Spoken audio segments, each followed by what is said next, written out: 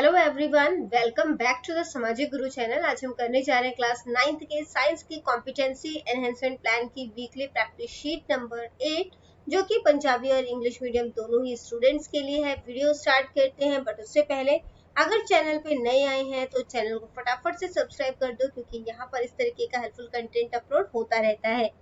तो चलिए बच्चों, सबसे पहले फर्स्ट क्वेश्चन देख लेते हैं, जो कि है during his visit in hospital Sudhir noticed a person having a disease as shown in the figure.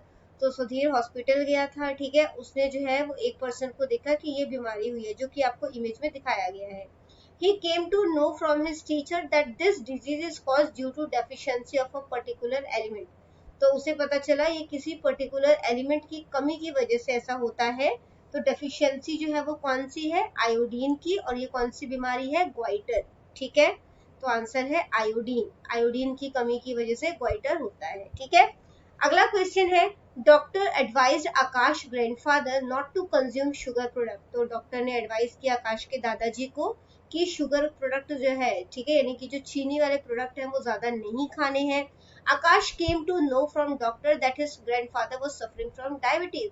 आकाश को पता चला डॉक्टर से कि उसके दादाजी को डायबिटीज है। Deficiency of which of the following hormones causes diabetes. तो किस हार्मोन की कमी की वजह से डायबिटीज होता है? तो आंसर है इंसुलिन, ठीक है, ऑप्शन नंबर 3।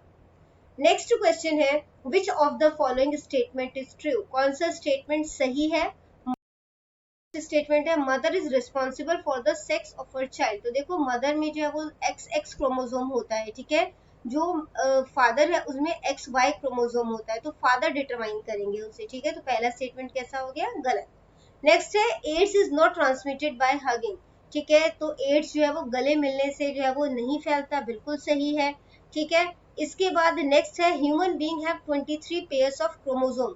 इंसानों में क्रोमोसोम के 23 पेयर्स होते हैं, बिल्कुल सही है। It is not important to eat balance diet. Balance diet खाना जो है वो जरूरी नहीं है, ये गलत है, ठीक है। तो सेकंड और थर्ड ऑप्शन सही है, जो कि हमारे पास सेकंड ऑप्शन है, ठीक है। तो ये सेकंड ऑप्शन पे टिक कर देते हैं। अगला क्वेश्चन है क्वेश्चन नंबर 4, जिसमें कि आपने मैचिंग करना है। पेनक्रियास जो है वो कौन सा हार्मोन रिलीज करता है? इंसुलिन, ठीक है। यानी कि ए जो है उसका हमारे पास कौन सा ऑप्शन हो गया? 4। टेस्टिस जो है वो कौन सा हार्मोन रिलीज करता है? आंसर है टेस्टोस्टेरोन, ठीक है। तो ये हमारे पास हो गया थर्ड। इसके बाद थायराइड जो है वो थायरोक्सिन रिलीज करता है, ठीक है, ये फर्स्ट हो गया। और जो एड्रिनल है वो एड्रिनलाइन जो है वो रिलीज करता है, ठीक है। तो ये हो गया ऑप्शन नंबर 2। लेते हैं कि कौन सा आंसर ठीक है। ए फोर्थ, ठीक है, B third, C first and D second, ठीक है। थर्ड ऑप्शन जो है वो करेक्ट है, ठीक है बच्चों। इसके बाद जो है वो अगला क्वेश्चन देखते हैं, जो कि है, following diagram shows development of larva to an adult frog. तो लार्वा जो है वो एडल्ट फ्रॉग में कन्वर्ट हो रहा है। Choose the name of the phenomena for the following. तो इसके लिए कौन सा फिनोमिना यूज हुआ है? मेटामॉर्फोसिस, ठीक है, यानी कि काया परिवर्तन। अगला क्वेश्चन है, Gagan participated in a seminar on AIDS. तो गगन जो है वो एक सेमिनार जो है उसने अटेम्प्ट किया, ठीक है, जो कि एड्स के ऊपर हो रहा था। She wants to know that AIDS is transmitted through which of the following. तो वो जानना चाहता है कि एड्स इनमें से किसकी वजह से फैलता है।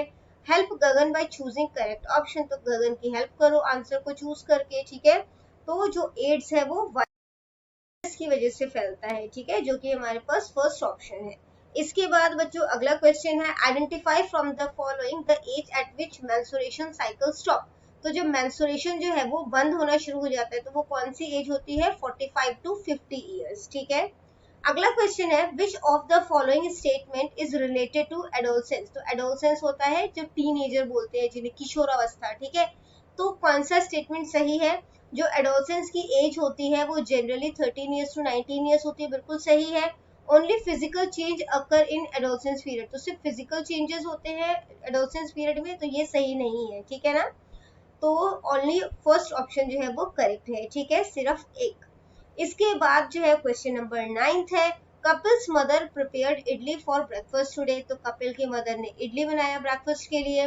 On being asked she told that it is made by using rice and gram dal. जब उनसे पूछा गया कि किस चीज से बनाया गया है ये, तो उन्होंने बताया ये राइस और चने की दाल से बनाया गया है।